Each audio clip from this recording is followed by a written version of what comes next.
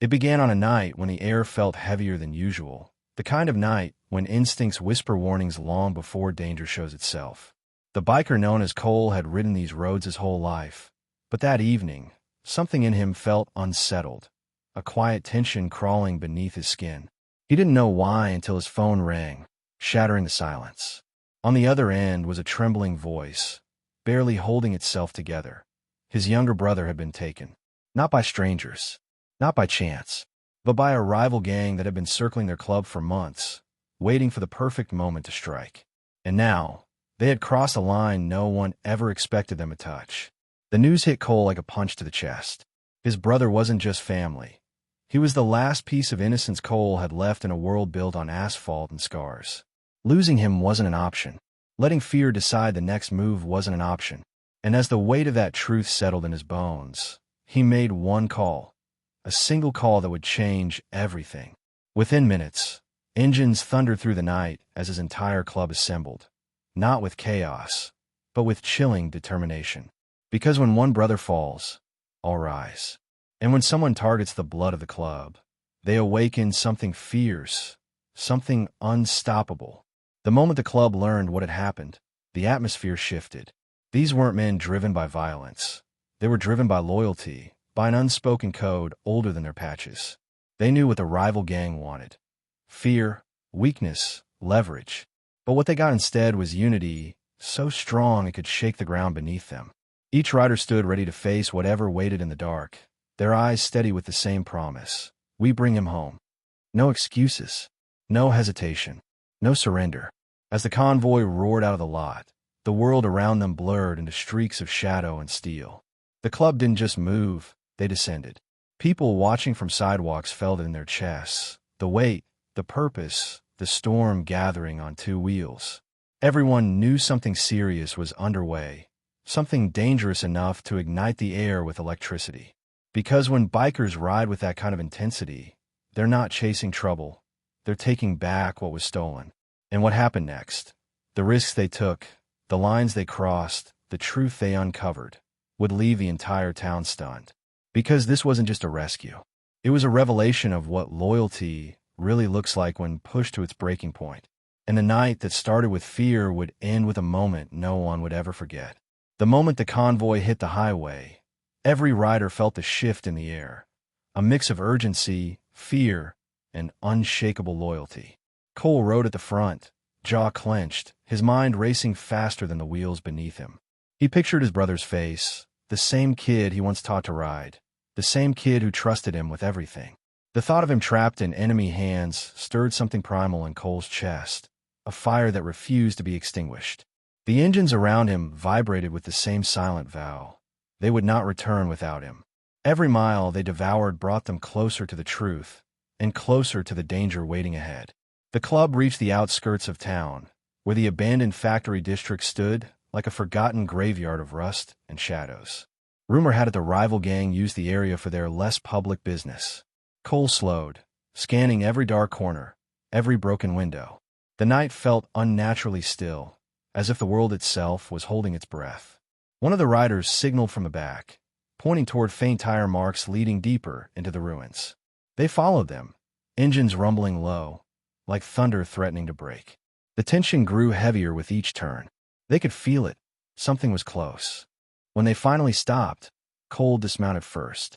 Ahead stood a warehouse with a single cracked light flickering above the entrance. It looked abandoned, but the energy around it felt wrong, like the walls were holding their breath too. The bikers spread out, forming a tight formation, each man ready for whatever lay inside. Cole stepped forward, but before he crossed the threshold, one of the older riders placed a hand on his shoulder. "Whatever we find in there," he said quietly, "we face it together." Cole nodded, swallowing the emotion caught in his throat. He wasn't alone. Not tonight. Not ever. Inside, the warehouse echoed with drips of water and distant metal groans. Shadows crawled across the cracked floor. The club moved slowly, flashlights slicing through darkness, until something on the ground made Cole freeze. A piece of fabric, torn, dirty, but unmistakably belonging to his brother. His breath caught. The room spun for a moment as fear clawed at his chest. But before panic could take him, the leader's voice steadied him. "It means he was here. It means we're on the right trail." Those words reignited the fire inside Cole, pushing him forward with renewed determination. Then, from the far end of the warehouse, a sound broke through the silence, a muffled cry, faint but unmistakably human. Cole's heart slammed against his ribs. He sprinted toward the sound, forgetting caution, forgetting fear. The others followed, ready for whatever was about to erupt. They didn't know what waited behind that rusted metal door, but they knew one thing with absolute certainty. They were about to change the course of the night, and nothing would stop them. The door creaked open slowly, grinding like a beast waking from sleep. The room beyond was dim, lit only by a single bulb swinging from the ceiling. Cole stepped inside, pulse racing, eyes scanning every shadow. Then he saw him, tied to a chair, bruised, shaken, but alive. His brother lifted his head weakly, and when he saw Cole, relief washed across his face like salvation. "I knew you'd come," he whispered. Those 4 words hit Cole harder than any punch ever could. He rushed forward, cutting the ropes with trembling hands, pulling his brother into the safety of his arms. For a moment, everything else disappeared, but the silence didn't last. A metallic clank echoed from behind them, followed by another, deliberate, heavy like footsteps that belonged to men who had planned for this moment. The rival gang had expected them, and now they were closing in. Cole exchanged a look with the leader, a silent understanding passing between them. The rescue was only the beginning. Getting out would be the real battle. The bikers formed a protective circle around Cole and his brother, their bodies becoming shields forged by loyalty and rage. From the shadows, figures emerged, 5 at first, then 7. Rival gang members, tattoos twisting along their arms, faces masked by arrogance and adrenaline. Their leader stepped forward, smirking as if he'd been waiting for this exact moment. "You came fast," he said mockingly. "Guess family means something to you boys." Cole stepped in front of his brother, eyes burning with a fury the rival leader had underestimated. "And that's why you're going to regret touching him," Cole replied, voice low and lethal.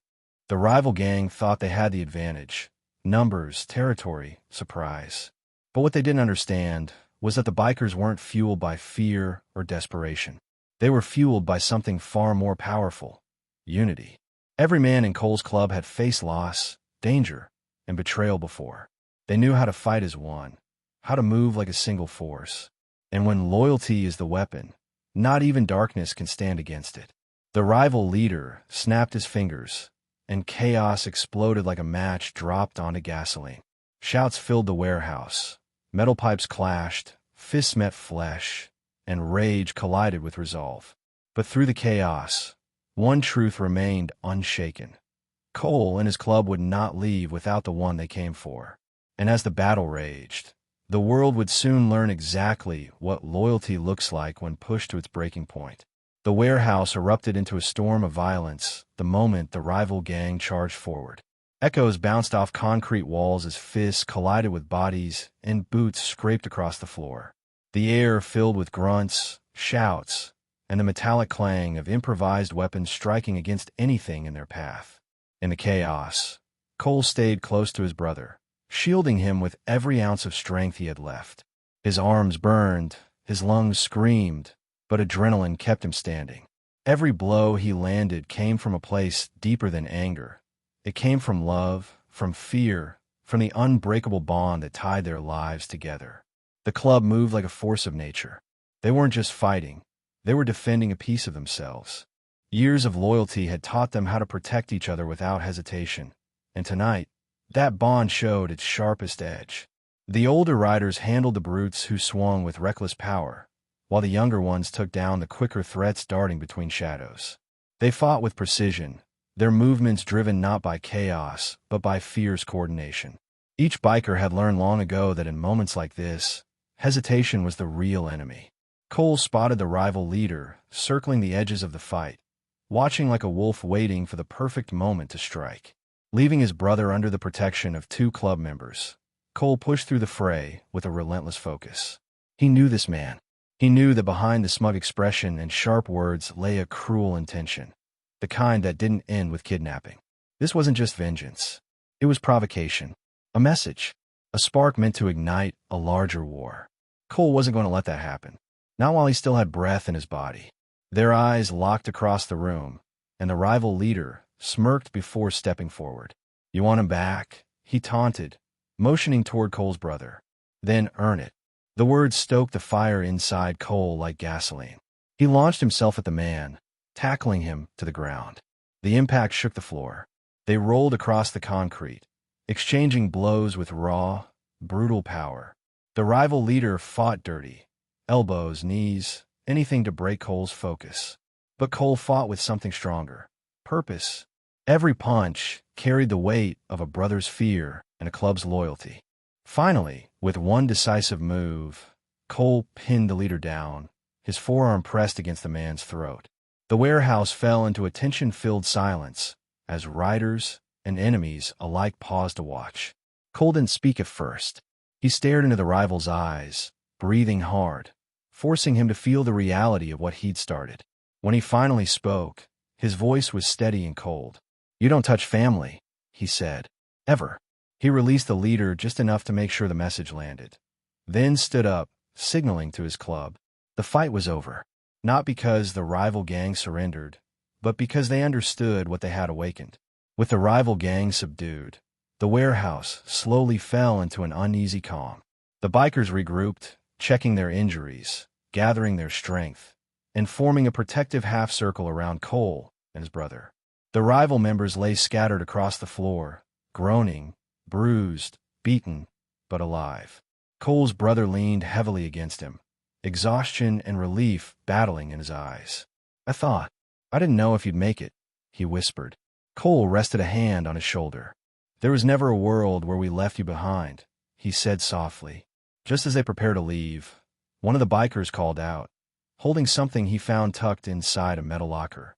A thick envelope, sealed, labeled with coordinates, and marked with a symbol none of them recognized. When they opened it, the room fell silent. Inside were photos, images of not just Cole's brother, but other people from town, from their club, even families connected to them. The rival gang leader smirked despite the bruises on his face. "You think this was about him?" he said, nodding toward Cole's brother. "You have no idea what's coming." The words chilled the room. The photos revealed something bigger, a plan far beyond a simple kidnapping. Someone had been watching them, following them, calculating their routines. Someone with resources. Someone who wanted to ignite a war between the two clubs for reasons neither side understood. Cole looked at the images, each one more disturbing than the last. This wasn't revenge. This wasn't rivalry. This was manipulation. A setup designed to pit brotherhood against brotherhood until both sides destroyed each other. The rival leader continued, wincing from pain. "We were told to take him. Told you come running. Told you do exactly what you did tonight." One of the bikers stepped closer. "Who told you?" he demanded. The leader shook his head. "I don't know his name. We never saw his face. Just instructions. Money. And a warning." Cole's jaw tightened. "A warning." The man continued, "that if we didn't play along, we'd be the ones disappearing next." The revelation changed everything. What started as a rescue mission had just become the beginning of a much larger truth, a truth none of them had been prepared for. Cole looked at his club, at his brother, at the envelope still trembling in his hand. This wasn't the end of the story. It wasn't even close. There was someone else in the shadows, someone powerful, calculating, and willing to tear their world apart piece by piece. As the bikers escorted Cole's brother out of the warehouse and into the cool night air, one thought echoed through Cole's mind, steady and unshakable. If someone wanted a war, they were about to learn what loyalty truly looks like when pushed to its breaking point. The ride back from the warehouse felt different. Heavier, sharper, almost electric with the weight of what they had discovered. Cole rode with his brother behind him, feeling every trembling breath the kid took as they cut through the night. The convoy moved in tight formation, headlights slicing through darkness like blades. No one spoke over the radios. No one dared break the silence. Each rider was locked inside his own thoughts, processing the truth that had reshaped the entire mission. This wasn't a feud. It was a setup, a trap laid by someone far more dangerous than a rival gang. When they finally reached the clubhouse, The place that had always felt like home suddenly carried a sense of vulnerability. The brothers gathered inside, forming a circle around Cole and his brother. The leader locked the door, lowering the blinds, creating a space where the world couldn't intrude. Cole eased his brother into a chair, seeing more clearly now the lines of fear and exhaustion on his face. The kid tried to speak, but his voice cracked before a single word came out. Cole knelt beside him. "You're safe," he said softly. "You're home." And with that, the dam broke, his brother's tears falling freely as the weight of the night finally collapsed onto him. Once he calmed, he revealed everything he remembered. Fragments of conversation between masked men, mentions of phases, of targets, of destabilizing the region. It didn't make sense at first, but as he pieced the fragments together, the picture became clearer. This wasn't about gangs at all. This was about power. Someone wanted chaos. Someone wanted the clubs to fight until both were too weak to stand. Someone was orchestrating destruction like a puppeteer pulling strings from the shadows. And the rival gang? They were pawns, terrified, used, and just as disposable. The room shifted when that truth landed. You could feel the pulse of the club changing, from rescue mode to war strategy. Not a war of vengeance, but one of survival. The leader stood, pacing slowly, his mind turning with the precision of a man who'd seen too many battles to underestimate a threat like this. "We're not dealing with street trash," he said. "We're dealing with someone who thinks 10 moves ahead." Cole clenched his jaw, feeling his heartbeat slow to a dangerous rhythm. This was no longer personal. It was bigger, darker, more calculated. But even as the tension thickened, something else grew stronger, a sense of unity, fiercer than before. The ordeal had shown them more than danger. It had shown them who they were when darkness tested them. Not men who broke, men who stood, men who protected, men who fought not out of ego, but out of love for each other. And while the enemy hid behind shadows and schemes, the club carried something far more powerful, loyalty that could not be bought, bent, or broken. Over the next days, the club transformed into a hive of strategy. Maps covered the tables. Phones buzzed with information from allies across the region. Old contacts were called in, favors exchanged, secrets pulled from dusty corners of the underground. The deeper they dug, the clearer the pattern became.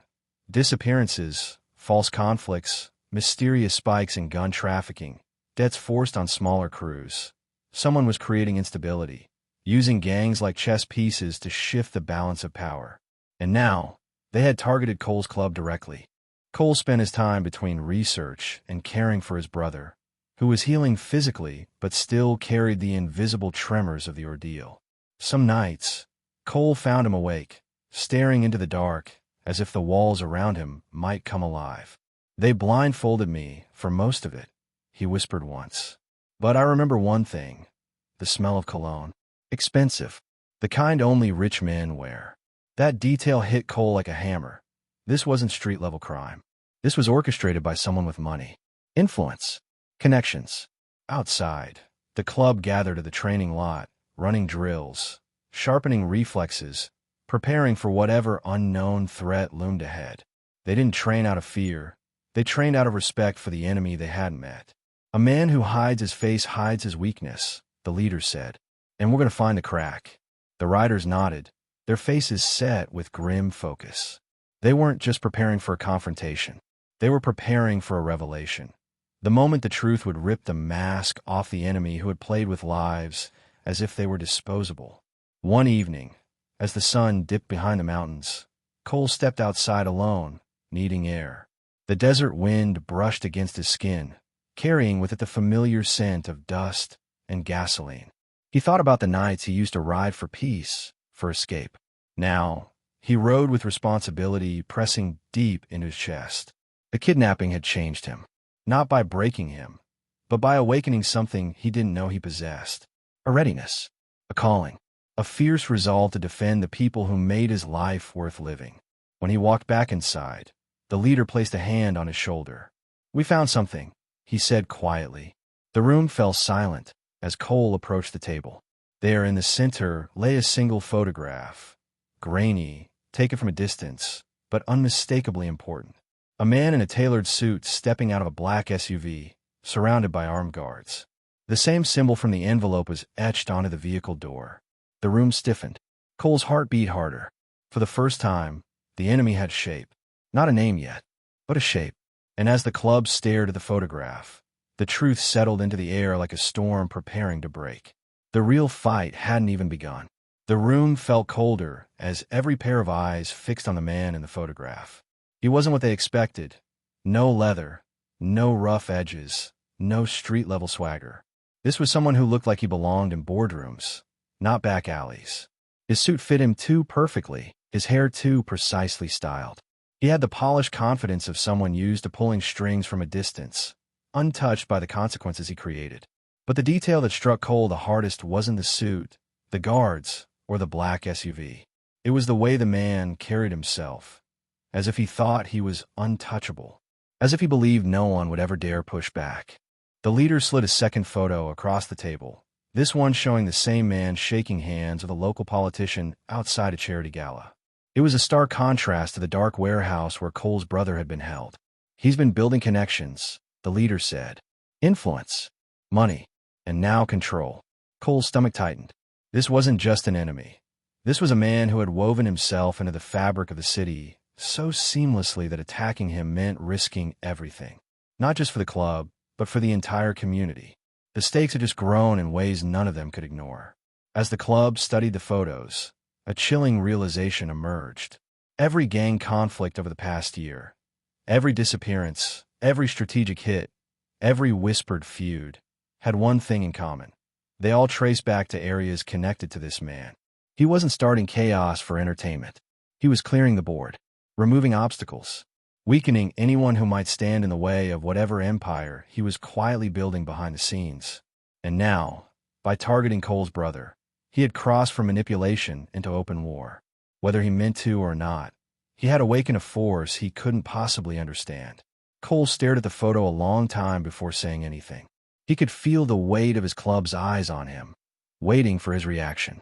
He finally spoke in a voice that carried a steady, dangerous calm. He thinks we're pawns. He thinks he can use people like pieces on a board, and no one will ever fight back. He lifted the picture between two fingers, holding it like something poisonous. But he made one mistake. The leader raised a brow. What's that? Cole's eyes narrowed. He came after family. The room shifted, the tension thickening like smoke. The bikers didn't cheer, didn't shout. They didn't need to. Their silence carried more power than any roar. It was the silence of men who had made up their minds, the kind of silence that comes before a storm. Cole set the photograph back on the table. They didn't know the man's name yet, or the full scale of his operation, but they would.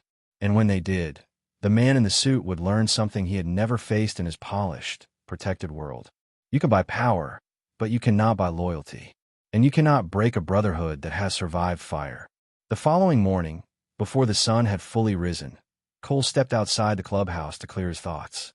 The sky was painted in soft shades of pink and gold, the air crisp with the promise of another long day. He leaned against his bike, trying to make sense of the whirlwind they'd been thrown into. That's when he noticed something strange, a small envelope tucked beneath his handlebars. No one had approached the gates. No one had triggered the security alarms. Yet somehow, someone had gotten close enough to deliver something directly to him. Cole's pulse quickened as he picked it up. Inside was a single piece of paper with just 3 words written in neat, elegant handwriting. Walk away now. No threats. No demands. Just a warning. Quiet, confident, and dripping with arrogance.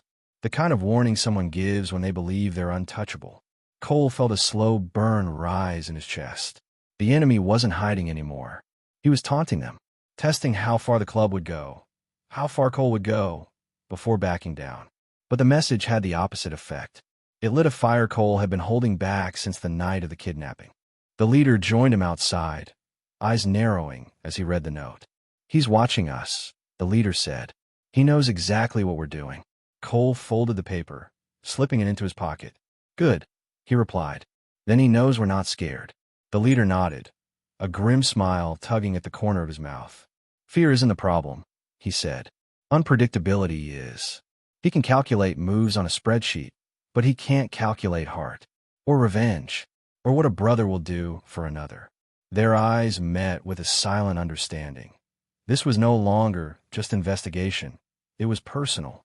The rest of the club gathered shortly after, and Cole shared the warning. Some of the younger riders erupted in anger, pacing, fists clenched. But the older ones remained calm, eyes sharp with experience. One spoke up, his voice gravelly. "A man like this wants to scare us. Wants to make us hesitate. He doesn't realize who he's messing with." Another nodded. "He's playing chess. We're playing loyalty. He won't understand our rules until it's too late." The room hummed with agreement. Not wild anger, but controlled resolve. A slow-building storm that was ready to break. Cole's brother, still recovering but standing stronger than before, stepped forward. His voice was quiet but steady. "If you walk away," he said, "he'll do this to someone else. Someone who doesn't have brothers like you." The room fell silent at his words. Deep, sincere, undeniable. Cole placed a hand on his shoulder, feeling pride swell inside him. This wasn't just about vengeance anymore. It was about stopping something bigger, darker, more poisonous than any gang rivalry they had ever faced. Cole looked around the room, his club standing tall, united, unshaken. He lifted the folded warning once more. "He wants us to walk away," he said. "So we ride forward." A slow ripple of nods passed through the room. Steel meeting steel, heart meeting heart. The man in the photograph had made his move. Now it was their turn, and as they geared up, the rising sun cast long shadows behind them. Shadows of men ready to ride into a war they did not start, but would damn well finish. The club rode out before noon, the sun blazing overhead as if trying to burn away the tension, tightening every muscle in their bodies. This ride was different, quieter, heavier, almost ritualistic. No music, no small talk, just the low growl of engines vibrating through their bones.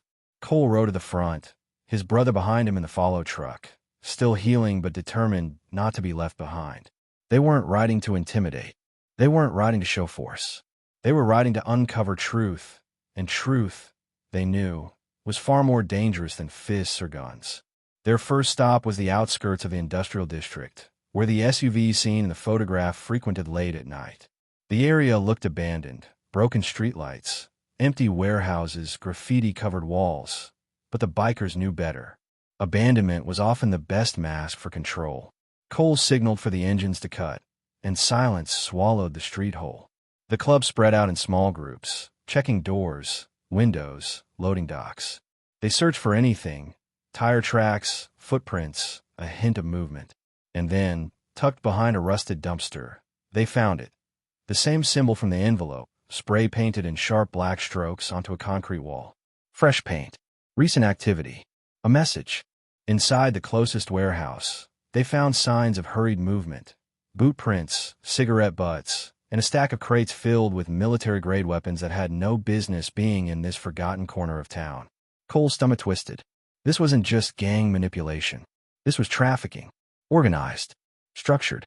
Hidden beneath the city's blind spots, feeding chaos into the streets like poison. The realization tightened his chest.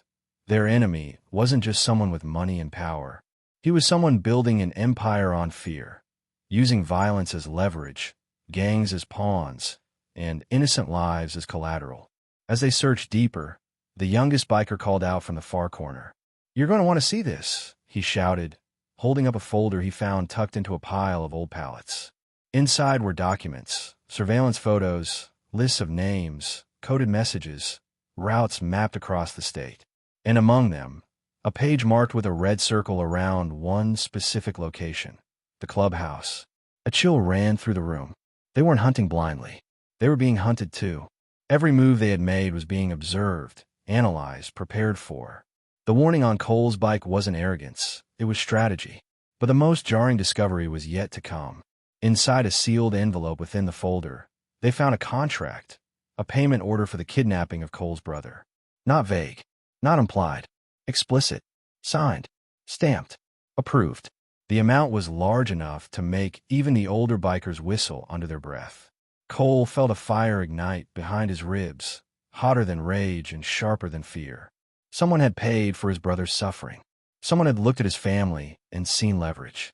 And that someone had underestimated just how far the club would go to put an end to it. The leader closed the folder quietly. He's not just building a network, he said in a low voice. He's building a kingdom. And he thinks we're too small to threaten him. Cole's jaw tightened. Then let's prove him wrong. They gathered the evidence, packed it carefully, and rolled out of the warehouse with renewed purpose. This wasn't just a rescue mission anymore. It was the beginning of dismantling a criminal machine built on cruelty. And as they rode away, the symbol on the wall seemed almost to glare after them, a reminder that they had stepped into a world far more dangerous than they imagined. But the club didn't flinch. They had faced darkness before. They had survived worse. And now, they were no longer reacting. They were hunting. Night fell as the club returned to their base, but their exhaustion did nothing to dull their resolve. The clubhouse buzzed with activity, maps laid out, phones ringing, riders moving with purpose. Everyone understood what was at stake now, and every second mattered. Cole stood over the main table, the folder of evidence spread before him like a blueprint of corruption. The weapons, the routes, the money trails, everything pointed to a single truth. Their enemy was not just planning a takeover. He was planning a purge, a silent elimination of anyone who could threaten his rise to power. As Cole examined the documents, a detail caught his eye, a shipment scheduled to arrive in 2 days at a remote airstrip outside town. The manifest listed construction equipment, but the coded notations beside it suggested something far more sinister. "This is where he moves the big stuff," Cole said, tapping the page. "Weapons. People. Whatever he needs to keep the city under his thumb." The leader nodded. "If we hit this shipment, we cut off a major artery." Another biker added, "And force him out of the shadows." The plan was forming, dangerous, risky, but necessary. Before they finalized anything, Cole stepped outside to clear his mind. The night air was cool, carrying the scent of gasoline and desert sand. He looked up at the sky, wide, vast, and different. So many nights he had ridden under this same sky, believing the world was simpler, believing loyalty was enough to protect the people he loved. Now, he understood that loyalty was only the beginning. To protect his brother, his club, his community, he had to go further. He had to fight a man who didn't fear blood or consequences, a man who believed he controlled every piece on the board. But Cole had one advantage the enemy didn't. He wasn't fighting alone. His brother stepped outside, leaning against the doorframe. "You don't have to do this because of me," he said quietly. Cole turned to him, eyes steady. "I'm doing this because no one gets to break you. No one gets to break us." His brother nodded slowly, the fear in his eyes slowly giving way to pride. "Then finish it," he whispered. "For all of us." When Cole returned inside, the bikers looked up, waiting. He placed both hands on the table. "We hit the airstrip," he said. "We cut off his supply. We expose him. And we show him the one rule he never understood. You don't cross a line you can't erase." The leader smiled, a sharp, dangerous smile. "Then let's ride." As the club geared up for the operation, engines revving like beasts awakening from slumber, one thing became clear. This was no longer just survival. This was justice. Not the kind handed out by courts or laws, but the kind forged in loyalty, in blood, in the unspoken promise brothers make to one another. The enemy thought they would walk away. He thought fear would break them. He thought power made him untouchable. But he forgot one simple truth. There is nothing more dangerous than a brotherhood that refuses to back down. And as the convoy rolled into the night, the line had been drawn. The next move belonged to them. In the end, what began as a desperate rescue became something far greater, a revelation of what true loyalty looks like when tested by darkness. Cole's journey wasn't just about saving his brother. It was about confronting a force that believed power could be built on fear, manipulation, and silence. But the club proved something that night, something unshakable. When you stand against men who operate in shadows, the brightest weapon you can carry is unity. Their fight wasn't fueled by rage alone. It was fueled by the unbreakable bond that makes a brotherhood stronger than any enemy hiding behind money and influence. As the truth unfolded, the club learned that evil doesn't always scream. Sometimes it whispers, lurking behind polished smiles and expensive suits. And yet, even with an enemy who moved like smoke, they refused to become victims. They refused to be pawns. They rose with purpose, not to destroy, but to protect, to expose, to defend the people who depended on them. Their strength didn't come from their fists or their engines, but from the courage to act when everyone else stayed silent. And courage, once ignited, has a way of lighting fires in every corner of a man's soul. Cole's brother survived, but his survival wasn't the miracle. The miracle was what the club discovered through him. They found clarity in loyalty, power in unity, and direction and purpose. They learned that true strength isn't measured by how hard you hit, but by how fiercely you stand when darkness demands you kneel.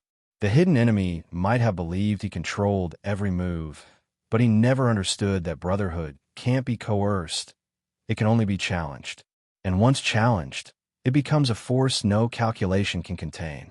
When the dust finally settled, one realization remained. Some battles choose you, not the other way around. And when they do, you either run from them or rise because of them. The club chose to rise, not for glory, not for vengeance, but because family means stepping into the fire, even when the path is unclear.